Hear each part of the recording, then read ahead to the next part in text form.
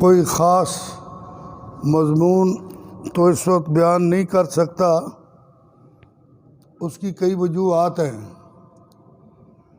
Number ایک کہ یہ طلبہ اپنی تعلیم میں ہیں، ان کے اس کے بعد کوئی اسباق بھی ہوں گے۔ نمبر دو یہ ہے کہ دوسرے نمازی حضرات بھی موجود ہیں، ان کے بھی کچھ تقاضے ہوں گے۔ میں تو اب حضرت قاری محمد عزیر صاحب برادرم کے وہ جملے جو انہوں نے بولے ہیں وہی دہراؤں گا انشاءاللہ۔ دعا کرو اللہ تعالیٰ مجھے اس کے مطابق کہنے کی توفیق دے، آمین کو۔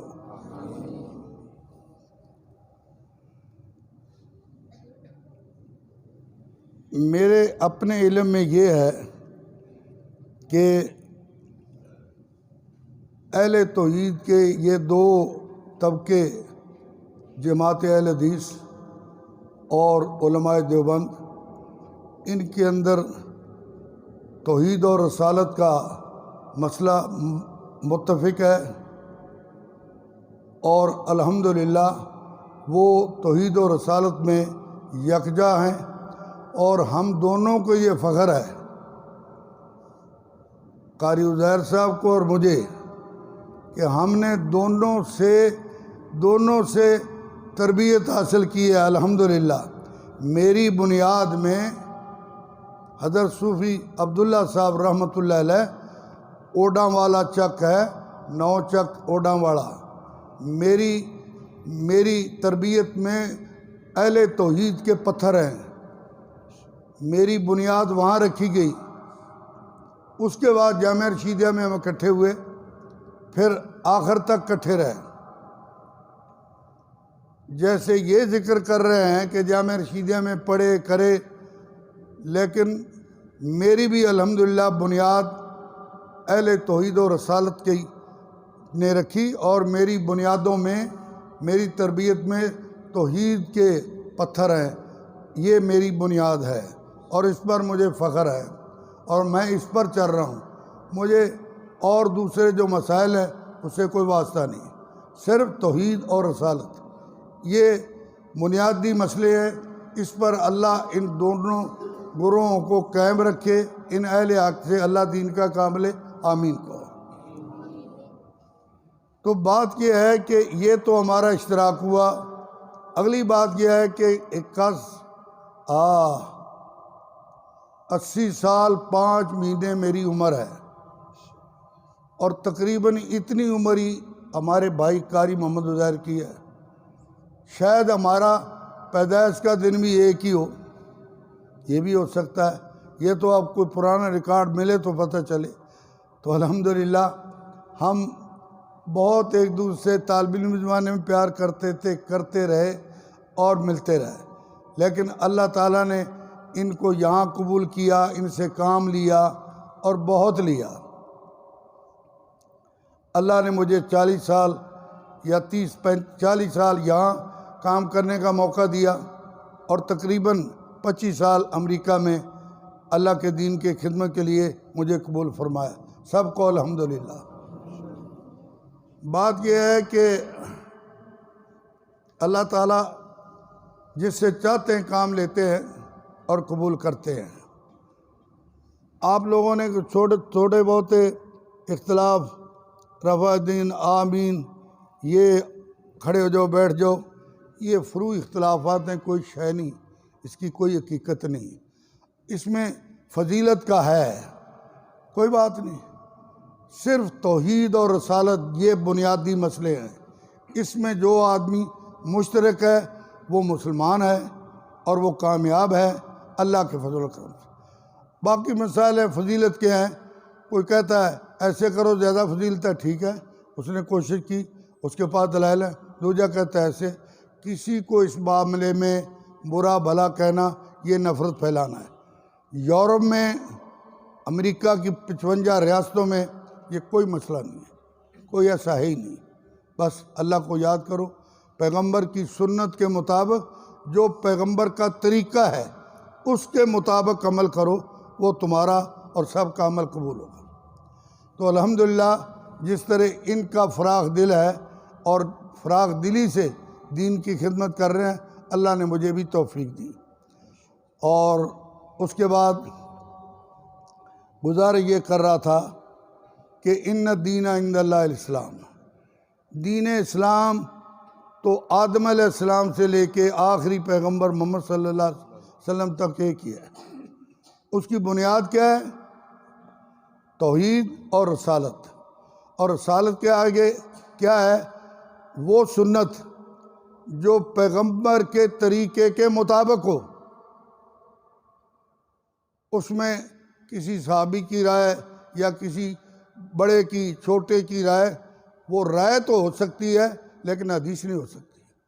حدیث وہی ہوگی جس پر نبی صلی اللہ علیہ وسلم نے بتایا، فرمایا یا عمل کر کے بتایا، وہی حدیث ہے، بس اس پر عمل کرنے سے نجات۔ باقی اگر کسی نے کوشش کر کے خیال کر کے اپنے طور پر سوچ سمجھ اجتہاد کیا، اگر تو صحیح ہے نیک نیتی سے ثواب مل جائے گا، اگر بد نیتی سے تو عذاب مل جائے گا۔ اور اگر وہ سوچ سمجھ سنت کے مطابق چلے گی تو ڈبل ثواب مل جائے گا۔ یہ میری خیالات ہیں اور یہ انشاءاللہ حق اور سچ ہے۔ یہ قاری صاحب بھی اس کی تائید کریں گے۔ میں اس گروہ سے تعلق رکھتا ہوں، تو اللہ تعالی ہمیں دین کی خدمت کرنے کی توفیق عطا فرمائے۔ اور انشاءاللہ جب تک میں پاکستان میں ہوں میں پھر بھی آپ سے ملوں گا انشاءاللہ۔ آج چونکہ شارٹ کٹ ٹائم ہے، صرف تعارفی باتیں میں کر رہا ہوں، اور میں وعدہ کر کے جاؤں گا قاری صاحب سے کہ انشاءاللہ ہم دوبارہ بھی اللہ ہمیں ملائے گا اور پھر آپ سے باتیں ہوں گی۔ تو میں نے جو ان الدین عند اللہ الاسلام پڑھا ہے، یہ دین اسلام، دین حق وہ ایک ہی ہے، اسلام ہے، آدم علیہ السلام سے لے کر آخری نبی صلی اللہ علیہ وسلم۔ اور اللہ تعالیٰ نے بشارت دی ہے کہ انما یامر مساجد اللہ من آمن باللہ، کہ اللہ کہتے میں خود خدا اس بات کی شہادت دیتا ہوں کہ جو مسجدوں کو آباد کرتے ہیں میں ان کے ایمان کی خود گواہی دیتا ہوں۔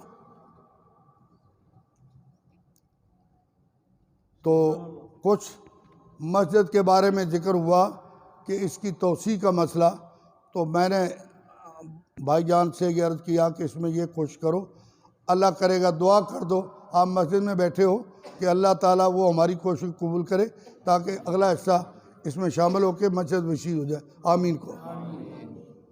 بات یہ ہے کہ مسجدیں کیا ہیں جس کے بارے میں اللہ کہہ رہے ہیں کہ جو مسجدوں کو آباد کرتے ہیں ان کے ایمان کی میں شہادت دیتا ہوں، خود خدا شہادت دیتا ہے۔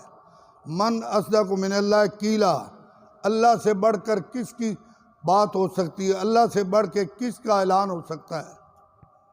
اور فرمایا ان مسجدوں کی نسبت بیت اللہ سے ہے، یہ بیت اللہ کی بیٹیاں ہیں۔ اور سن لو، جیسے مولانا کہہ رہے تھے کہ اللہ ہمیں جنت میں جمع کرے، آپ نے آمین کہا، اور میں یہ عرض کرتا ہوں کہ جس طرح آپ بیٹھے ہیں سارے اس طرح ہم جنت میں بھی چلے جائیں۔ اور سن لو کہ جب قیامت آئے گی اللہ اس نظام کو توڑیں گے تو سب سے پہلے اس مسجدوں کو، مسجد والی جگہ کو اٹھا کے جنت میں رکھا جائے، جنت میں رکھا جائے گا۔ حدیث مشکات شریف موجود ہے، جنت وہاں مسجد آواز دے گی کہ اللہ جنہوں نے مجھے دنیا میں آباد کیا آج ان کو میرے اندر آباد کر۔ حدیث میں آتا ہے کہ مسجد کی یہ اپیل، یہ دعا، یہ درخواست اب اللہ قبول فرمائیں گے کہ ہاں ٹھیک ہے، جنہوں نے تجھے دنیا میں آباد کیا میں نے ان کی ایمان کی شہادت بھی دی ہے، آج تیری سفارش کو قبول کرتے ہیں، آج ان کو میں جنت میں داخلے کی اجازت دے رہا ہوں۔ تو انشاءاللہ آپ مسجدوں سے جڑے رہیں، دامے درمے قدمے سکھنے جڑے رہیں، خدمت کرتے رہیں۔ انشاءاللہ جس طرح ہم اس وقت بیٹھے ہیں اللہ اسی طرح ہمیں جنت میں بٹھائے گا انشاءاللہ۔ تو یہ مسجد کے فضائل میں سے ہے۔ مسجد میں جڑنا کئی طرح سے، پیسے میں، خدمت میں، نماز میں، سجدے میں، یہ سارا جوڑنا ہی ہے، یہ سارا آباد کرنا ہے۔ تو مجھے یہ دیکھ کے آج پہلی دفعہ میں دیکھ رہا ہوں کہ ماشاءاللہ آپ کی مسجد کی رونق، آپ کے مدرسے کی رونق اور قرآن کی رونق، بچوں کی تربیت، اس کو دیکھ کر جیسے بھائی جان فرما رہے تھے کہ میری جوانی لوٹ آئی، تو میری تو جوانی سے بھی آگے اور اللہ تعالیٰ نے مجھے اور ہی جوانیاں دے دیں۔ کتنی جوانیاں دیں الحمدللہ۔ تو اس لیے میں یہ عرض کروں گا کہ آپ اپنے بچوں کو اس تربیت گاہ میں لایا کریں، بٹھایا کریں۔ کسی وقت یہ بھی دین کے داعی ہوں گے اور آج ہی داعی ہیں۔ قاری صاحب کے بیٹے عمیر نے پڑھا، ایمان تازہ ہوا۔ یہ تلاوت بغیر ترجمے کے ہی اگر پڑھی جائے گی تو انشاءاللہ نان مسلم بھی اسلام قبول کریں گے۔ اللہ نے اتنا سوز باپ کی طرح، ہمارے زمانے میں قاری محمد عزیر سے زیادہ کوئی بہترین قرآن پڑھ نہیں سکتا تھا۔ یہ قاری عبدالباسط وغیرہ یہ تو بعد کی بات ہے، جب ان کی تلاوت مدرسے میں ہوتی یا جہاں کہیں ہوتی تو الحمدللہ مدرسے والے بطور نمونہ ہم دونوں کو پیش کرتے تھے، مجھے تقریر کے طور پر، ان کو تلاوت کے طور پر، لیکن یہ مقرر بھی اس وقت بہت اچھے تھے۔ تو ہمارے بزرگ استاد مولانا حبیب اللہ صاحب فرماتے تھے جامعہ رشیدیہ کیا کرتا ہے؟ جامعہ رشیدیہ یہ چیز تیار کرتا ہے، جامعہ رشیدیہ یہ چیز تیار کرتا ہے۔ تو ہمیں ایک ماڈل کے طور پر دونوں طالب علموں کو پیش کیا جاتا تھا الحمدللہ۔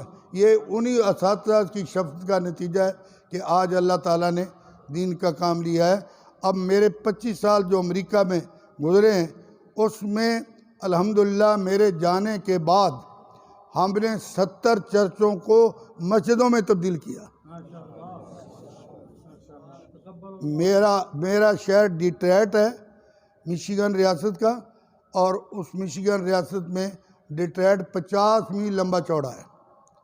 اس میں چرچ جو بکتے تھے ہم ایک پوری تنظیم کے ساتھ اس کو خرید لیتے تھے اور اس کو مسجد میں بنا دیتے تھے الحمدللہ۔ ان 70 مسجدوں میں تقریباً 13 یا 14 ایسی مسجدیں ہیں جس میں 3 دفعہ جمعہ ہوتا ہے، بعد میں 2 دفعہ جمعہ ہوتا ہے۔ اس کی وجہ کیا ہے کہ مجمعی اتنا ہوتا ہے۔ اب طرف الشعب اعدادیہ جب دین کے ساتھ کفر ٹکراتا ہے تو اللہ تعالیٰ پھر کفر کو بلند کرتے ہی اس کا وعدہ ہے۔ اس لیے یہ پرسوں کا جمعہ جو میں نے وہ وہاں شادرہ کی مسجد مدرسہ کیا نام مجھے نہیں آتا، وہ آپ تقریر میڈیا پہ آ گئی ہے، وہ میری سن لیں، میں نے یہی باتیں ہائی لائٹ کی ہیں وہاں۔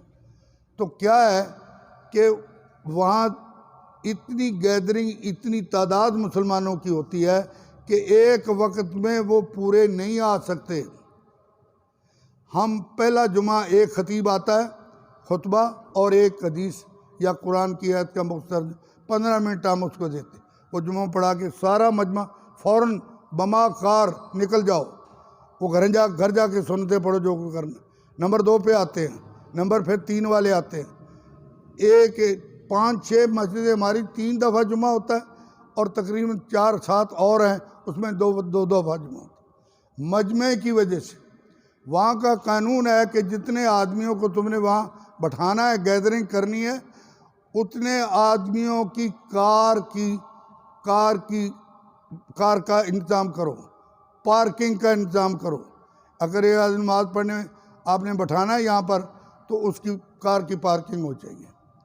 پھر 5 آدمی کے پیچھے ایک ٹری چاہیے، ایک درخت لگانا ہے، یہ بھی اس قانون میں شامل ہے تاکہ آکسیجن کا مسئلہ پیدا نہ ہو۔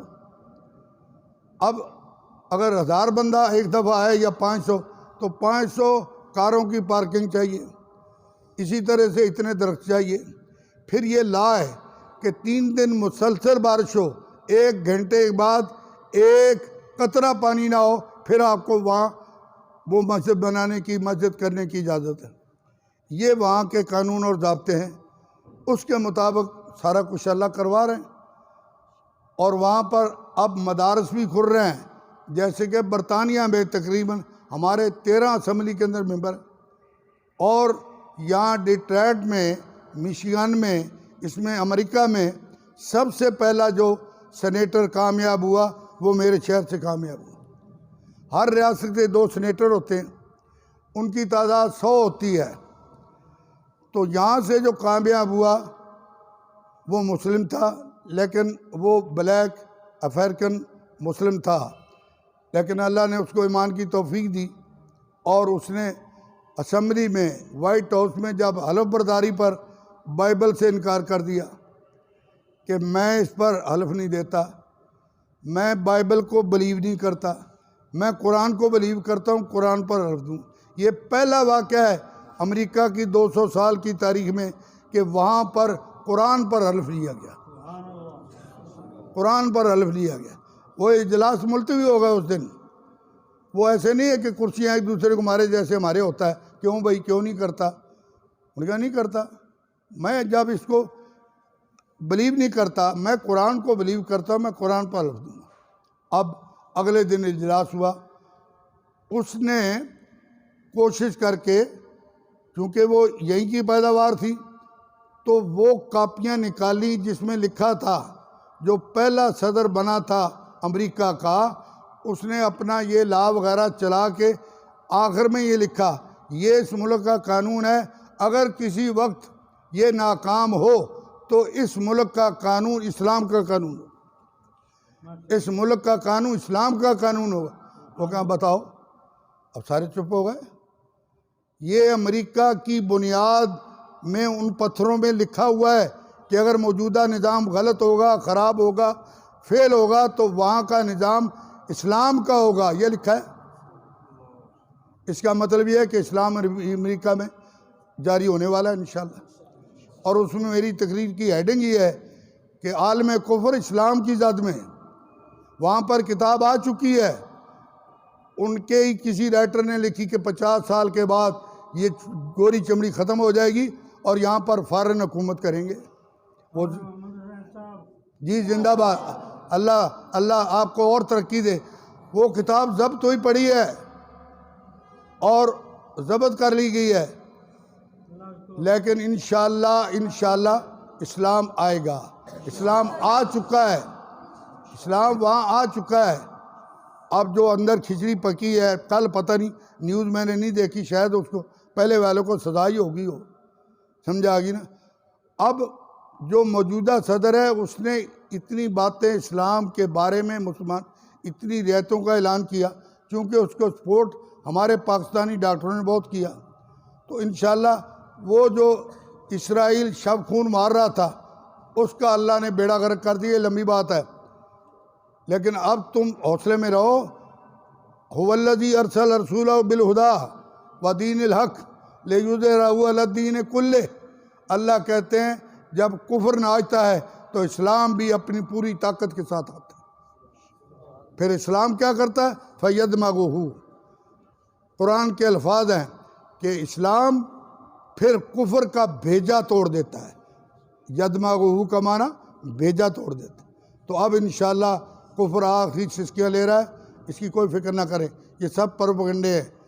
بھلا یہ کیسے ہو سکتا ہے کہ ایک انسان یا کوئی شیطان وہ اسلام کے مقابلہ کر سکے؟ یہ پھر اگر یہ سوچا ہے یا کوئی یہ سوچتا ہے یا اس کی یہ تھنک ہے تو انتہائی غلط تھنک ہے، غلط خیال ہے۔ بھائی اللہ کے ساتھ کون لڑائی کرے؟ اللہ کے ساتھ کس کا مقابلہ ہے؟ اللہ کہتے ہیں میں نے یہ طے کر رکھا ہے کہ میں اپنے دین کو غالب کروں گا، وہ کرے گا انشاءاللہ، اب کر رہا ہے، ٹھیک ہے، مہلت ہوتی ہے۔ تو میں یہ عرض کر رہا تھا کہ آپ احساسی کمتری میں نہ رہیں۔ انتم الاعلون ان کنتم مسلمین، تم ہی بلند ہوگے اگر اسلام میں ہو۔ ولا تموتن الا وانتم مسلمون، بھائی یہ بات مانو، اگر ہم اللہ کے ساتھ ہمارا رابطہ ہے تو کوئی دنیا کی طاقت وہ آپ کو نقصان نہیں دے سکتی۔ وقتی طور پر آزمائش آ سکتی، آپ کا امتحان لیا جا سکتا۔ افحسبتم انما خلقناکم عبثا وانتم لا تعلمون، کیا ہم ایسے آپ کو چھوڑ دیں گے؟ نہیں، ہم ٹیسٹ کریں گے، ہم کچا پکا دیکھیں گے۔ تو انشاءاللہ یہ اللہ کی رحمت سے۔ اگلی بات آخری یہ بتاؤں، ہزار کمزوریوں کے باوجود جو ایمان جو ایمان پاکستان کے مسلم کا ہے وہ دنیا میں کسی مسلم ملک کے مسلمانوں کا وہ ایمان نہیں ہے۔ یہ سب میں نے ججمنٹ کی ہے، ساری فرقے یورپ وغیرہ کو سب دیکھ لیا۔ بھائی یہاں نبی پاک کے خلاف کوئی بات اٹھتی ہے، کوئی بھونکتا ہے، تو یہاں پر اس جذبات میں شہادتیں ہوتی ہیں، اور جو مرکز ہے وہاں سے کوئی آواز اٹھتی نہیں۔ 27 ملک مسلمانوں کے برائے نام شمار ہوتے ہیں، کسی جگہ یہ نہیں۔ تو ایمان کی جو سپرٹ، ایمان کی جو قوت، ایمان کی جو حرارت پاکستان کے مسلمان میں، وہ دنیا میں کسی کے پاس۔ نبی صلی اللہ علیہ وسلم بیت اللہ شریف کا طواف کرتے ہوئے ایک جگہ پر رک کے غلاف کعبہ پکڑ کے کعبے کی چھت کی طرف دیکھ کے کہنے لگے، فرمانے لگے، او کعبہ، میں جانتا ہوں تیری شان بڑی ہے، میرے دادا نے تیری بنیادیں رکھی، تیری بنیادیں اٹھائیں، اس میں کوئی شک نہیں، تیری نسبت اللہ کے ساتھ ہے، لیکن میرے ایک ادنا امتی کا ایمان تیرے سے کئی درجے بڑا ہے۔ یہ ہے مسلمان۔ اب یہ اور بات ہے کہ یہ یہاں کیا غلطیاں ہیں، کیا ہم کرتے ہیں، لیکن جذبات اور محبت اور ایمان تو اتنا ہے کہ چنگاری ہے، جب وہ جل اٹھتی ہے تو پھر تمام چیز کو ختم کر دیتی ہے۔ امریکہ کے اندر ہزاروں لاکھوں میں کوئی ایسا مسلمان بچہ ہوگا جو بھٹکا ہوگا، البتہ بے عمل تو ہو سکتا ہے، لیکن عرب لوگ جو ہم سب سے پہلے وہاں گئے، انہوں نے اس میں محنت نہیں کی، دعوت نہیں دی، کوشش نہیں کی، ان کی تیرچی نہ ڈوبی ہے، لیکن الحمدللہ اب سٹاپ ہو گیا ہے، اب وہاں پر اسلام پوری اپنی حرکت میں ہے۔ تو گزارش یہ کرنی تھی کہ یہاں جو غلطیاں کوتاہیاں ہو رہی ہیں وہ اس کو ہم تسلیم کرتے ہیں، وہ کیوں ہیں؟ اس لیے شیطان کو پتہ ہے ان پر تو کوئی محنت وہ کرے گا نہیں، اس کو ضرورت ہی نہیں، وہ کہتا تو آخر تو میرے ساتھی ہیں، میرے ساتھ ہی جائیں گے جہنم میں۔ لیکن ان کے بارے میں اس کو فکر ہے کہ بھئی ان کو اگر میں نے گمراہ نہ کیا تو یہ دوسری طرف چلے جائیں گے، لہذا وہ ہمارے پیچھے پڑا ہوا ہے، ایک ہمارا نفس ہمارا اور ایک شیطان کا پورا برگیڈ، ہر ایک کے پیچھے۔ بہت کم لوگ بچ سکتے ہیں اس کی اس کوشش سے، اس کے اس حملے سے۔ اس کے بچنے کی ایک طریقہ ہے کہ اسلام کے ساتھ، قرآن کے ساتھ، مسجد کے ساتھ خود بھی تعلق جوڑ لو اور اپنی اولادوں کو بھی جوڑ دو، بس یہ ایک آخری طریقہ ہے اس کو ختم کرنے کا، اس سے بچنے کا۔ تو انشاءاللہ یہ ایمان کی حرارت کیوں ہے یہاں پاکستان میں؟ یہ مدارس، یہ مسجدیں، یہ تبلیغ، یہ دعوت، یہ اہل حق، یہ ہر وقت جو جگائے رکھتے ہیں، جاگو جاگو۔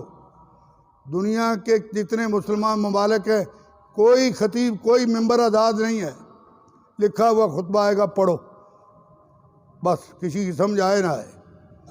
یہاں پر الحمدللہ بات حق کو حق کہا جاتا ہے، باطل کو باطل کہا جاتا ہے۔ اس لیے آپ کبھی احساس سے کمتری میں نہ رہیں، ان چیزوں کے سے جڑے، اللہ تعالیٰ آپ کی حفاظت کرے گا۔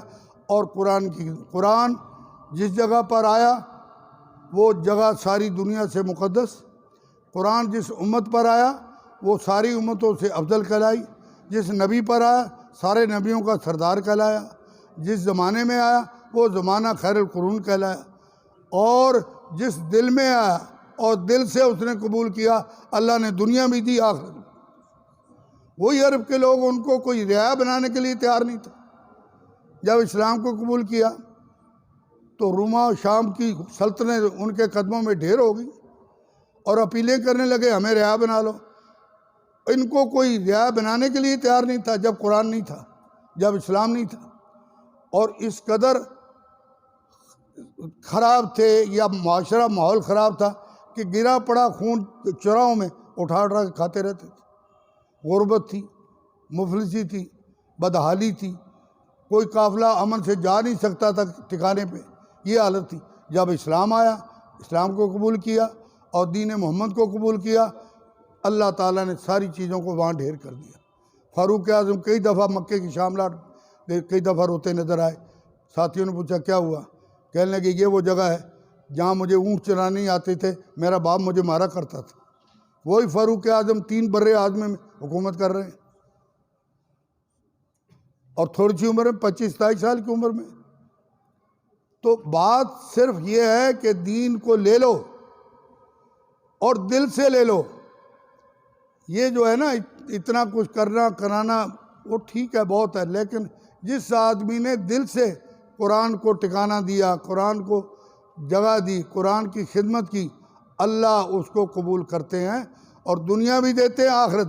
ایک یہ جو ایک ہمارے مسلمانوں کے اندر بات چھپی ہے اور پھنسی ہوئی ہے کہ بھائی اسلام پر، دین پر عمل کرنے سے آخرت میں غلط ملے گا، نہیں، ہرگز نہیں۔ اللہ کریم نے یہاں بھی دینے کا وعدہ کیا ہے اور آخر اس کے علاوہ۔ میں بطور تحدیث نعمت کے طور پر یہ اگلی بات کہنے چاہتا ہوں، الحمدللہ جس طرح میرے بھائی جان نے یہ محنت کوشش کی، اللہ نے اس کو ترقی بلندی، اسی طرح مجھے بھی اللہ نے توفیق دی۔ عرب والے میں اپنے باپ کی زمین بیچ کے، کوئی کسی سے چندہ نہیں لیا، قرآن کا ادارہ قائم کیا۔ اللہ نے اس ادارے کی برکت سے، قرآن کی خدمت سے، آج ہمیں پتہ ہی نہیں ہماری دولت کتنی ہے۔ بڑا بیٹا $2 لاکھ سال کے ٹیکس امریکہ کے منہ میں پھینک رہا ہے، جو کروڑوں روپے بنتا ہے۔ باقی بچے اس کے علاوہ ہیں، 6 بیٹے ادھر ہیں، 4 بیٹیاں وہاں ہیں، اور اللہ تعالیٰ نے میری نسل میں پوتے اور بیٹے، ان میں سے 7 ڈاکٹر، جو ڈاکٹر کا سب سے بڑا وہاں مقام ہے دنیاوی طور پر، تو بیٹے ڈاکٹر ہیں۔ آگے 2 سال کے بعد 11 بچیاں ڈاکٹری کی لائن کو کراس کریں گے۔ 18 میرے ہسپتال ہیں، 18 میرے ہسپتال ہیں میرے بچے بڑے کے، اور کروڑوں کی جائیداد یہاں لاہور میں ہے اور کروڑوں کی وہاں عرب والا میں ہے۔ صرف 25 سال 30 سال کے اندر یہ تبدیلی آئی ہے، جب کہ ہم نے قرآن کی خدمت کی اور اپنے باپ کی زمین کو قربان کیا۔ اللہ نے کہا جو میرے دین کے لیے قربان ہوتا ہے اس کے لیے دنیا بھی قربان کر دی جاتی، آخری بھی۔ اور الحمدللہ 4 بچے ڈاکٹر ہونے کے بعد تہجد پڑھتے ہیں۔ پر ڈاکٹر اور تہجد کیا ہوتا ہے؟ کوئی نسبت ہی نہیں۔ پچھلے رمضان میں ایک ڈاکٹر بچے نے، نہ وہ تو CPA تھا، شعیب اس کا نام ہے، چیچا وطنی کا، اس نے 13 سپارے قرآن کے رمضان کے اندر خود حفظ کر لی گھر میں بیٹھے۔ تو یہ کیا ہے؟ یہ پیچھے قرآن پاک کی محنت، اخلاص، بھلا کسی ایک نے کی ہو، آگے پھر وہ سلسلہ تو چلتا ہے۔ جس طرح کہ ہماری بنیادوں میں اللہ کریم نے ہمیں بہت عظیم استاد دیے، ان کی وجہ سے آج اللہ کے فضل و کرم سے ہم آپ کے سامنے ہیں۔ تو اللہ تعالیٰ دین میں رکھے، دین میں قبول کرے، دین کی خدمت نصیب فرمائے، اور دوبارہ پھر موقع جب ملے گا پھر انشاءاللہ اور آپ سے باتیں ہوگی۔ وما علینا الا البلاغ۔